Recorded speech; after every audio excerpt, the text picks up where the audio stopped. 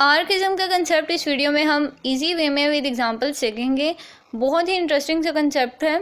तो आर्किज्म जो है वो बेसिकली एक लिटरेरी टर्म है जिसमें होता ये है कि वर्ड्स जो हैं यानी वो ओल्ड टाइम पे यूज़ किए जाते थे, जबकि अभी वो एग्जिस्ट नहीं करते।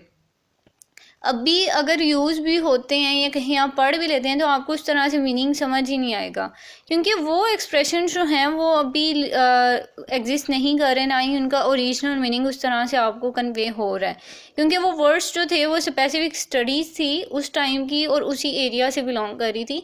अभी वो वर्ड्स जो हैं वो सम हाउ डेड हो चुके हैं। अब बहुत सी लैंग्वेज ऐसी होती हैं जिसमें वर्ड्स जो हैं वो with the passage of time मतलब न्यू आ जाते हैं। अब ओल्ड इंग्लिश के काफ़ी वर्ड्स हैं, यानी यहाँ पे एग्जांपल भी ओल्ड इंग्लिश वर्ड्स की है कि ओल्ड इंग्लिश में कुछ वर्ड्स यूज़ किए जाते थे जैसे कि दाइन, दो, दी, दाए।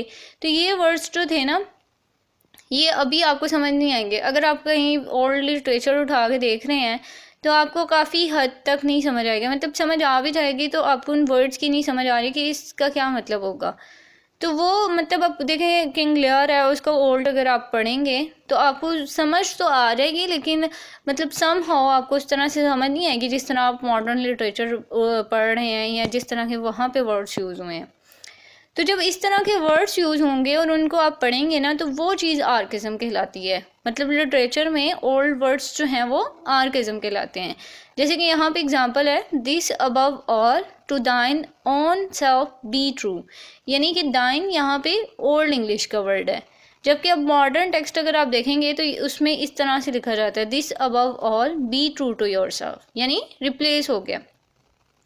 तो यही कंसेप्ट था आर्किज्म के बारे में। बहुत ही इंटरेस्टिंग सा कंसेप्ट था। आई होप कि आपको क्लियर हो गया होगा। इससे रिगार्डिंग आपका कोई क्वेश्चन है, कोई ओपिनियन है या कुछ भी आप शेयर करना चाहते हैं तो आप मुझे कमेंट सेक्शन में बताएं। And thank you so much for watching.